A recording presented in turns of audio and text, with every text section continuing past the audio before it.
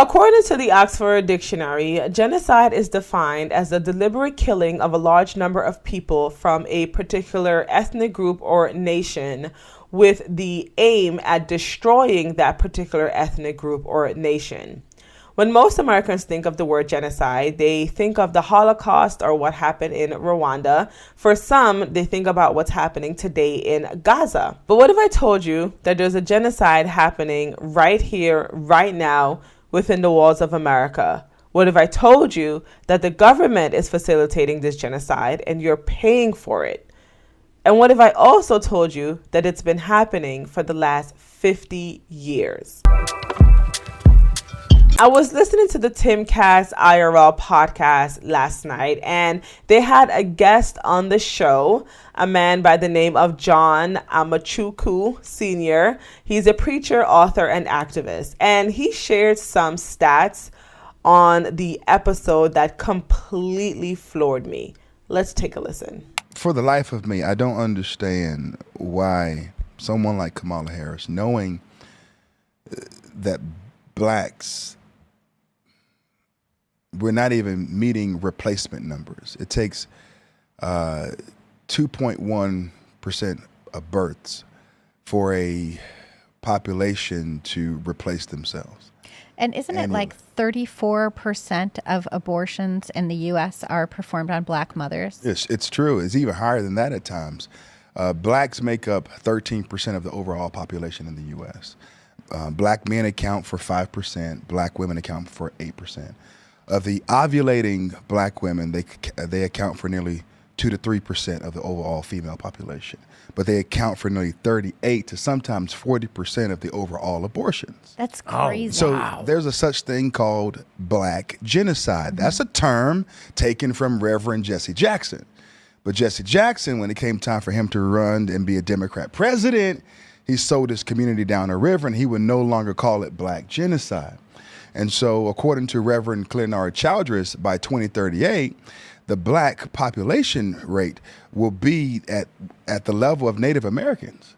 Oh, that's horrifying. And so, what we're witnessing right now is the self-destruction of a community while the National Black Congress supports it, while the NAACP supports it, and while many of your black activists say nothing about it. Now, I have heard about the disproportionate representation of black women in the abortion industry. I've heard about the history of Planned Parenthood. I've heard about its founder, Margaret Sanger, and her racist views and her eugenicist views.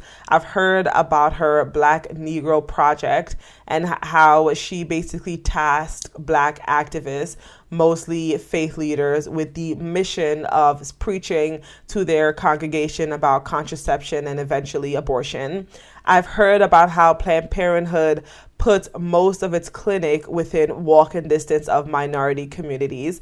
I've heard about all this before, and for some reason, this still shocked me. And I think the reason for that is because since Roe v. Wade got overturned, I think a lot of us got comfortable with the progress that we've made in this country in regards to abortion, because we felt like, we made this big jump, this big victory was earned, and we're like, okay, now we kind of just have to work at it slowly but surely. But I think what has been lost in that discussion is the real horrors of abortion and just how much of a stain it is in this country, knowing that millions of children are killed before they can even breathe, fresh air, and it's all legal. So after hearing this clip and after the shock wore off, I went online and I did some research because I wanted to know what the exact figure is. I wanted to know how many black children since 1973, which I believe is when Roe v. Wade was put into place, have been aborted. And it took a lot of digging because this is not something that you could find on the internet easily, which was no surprise to me. But either way, based on a couple of different sources that I was kind of able to group together, I actually had to do math on my own because, again, this is not something that you find easily on the internet. And according to those sources, since 1973, approximately 20 million black children have been aborted. I'm going to read that again. Since 1973, approximately 20 million black children have been aborted. Now, going back to the beginning of this video, I laid out the definition of the word genocide. It's defined as the deliberate killing of a large number of people from a particular nation or ethnic group. The key word in that definition is deliberate. So then we have to ask ourselves, what makes this particular genocide? Because what we are looking at is a genocide. No mistakes about it. What makes it deliberate? Where is that evidence? Obviously, Planned Parenthood, which is the largest provider of abortion and the largest lobbying group for abortion in this country, is a big part of that deliberate genocide against not just black babies, but a lot of babies in this country.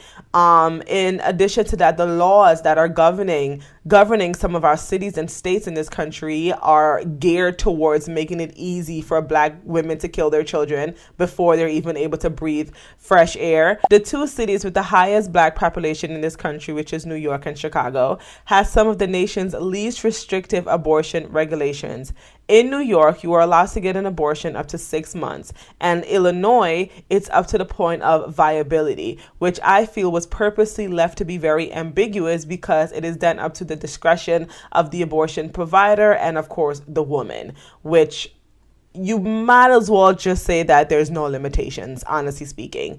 In addition to that, when you think about the coordinated attack on the black family that's been going on for decades at this point, it's like no wonder why we have gotten to this point. Black America has the lowest marriage rate in this country, which is sitting at 30%. And unmarried women are 5 times more likely to have an abortion. So when you have a large amount of women who are single, who do not have the support of a partner, when they have an unexpected pregnancy, it makes sense, even though it does not justify it, as to why abortion seems like a plausible option. And the destruction of the black family was very much coordinated largely by the Democratic establishment in this country. It's not something that if you spend a lot of time in conservative spaces, that should come as a surprise to you. So when you put all of those factors together, you have an organization like Planned Parenthood that's only geared to killing children. And then you have an entire arm of the political establishment in this country, which is the Democratic Party, whose main platform, or one of their major talking points to their voters, is I am going to allow you to kill your children. And then you combine that with the lack of a decent family structure in the black community, then it's like no wonder why we are misrepresented in the abortion industry. The crazy part about it is people love to talk about being pro-black. Oh, make sure you frequent black businesses. We should allow black spaces to be. We should always allow black voices to be the loudest. Just the other day at the Olympics, when they had 3 black women that won the gymnastics competition. I'm not sure which one it is because I'm not watching the Olympics. But that was like a whole thing. Oh, there's 3 black women who have made this big accomplishment. Yay, blackness. But then we celebrate the murder of millions of black people in this country every single day. We have someone that's running for office right now, and that has been her biggest selling point since she started her campaign. Tim Walz, his position on abortion is no limitations. In Minnesota, you can get an abortion up to 9 months. And they are supposed to be the party that's pro-black and for the black community. So, Lord have mercy. Let me get back on track here. Zooming out a little bit. Obviously, it's not only black women who get abortions.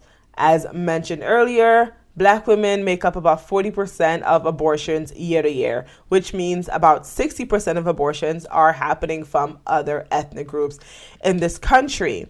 The fact of the matter is, in my opinion, I feel like the black community in this country served as the test dummies for the globalists that want to destroy this country.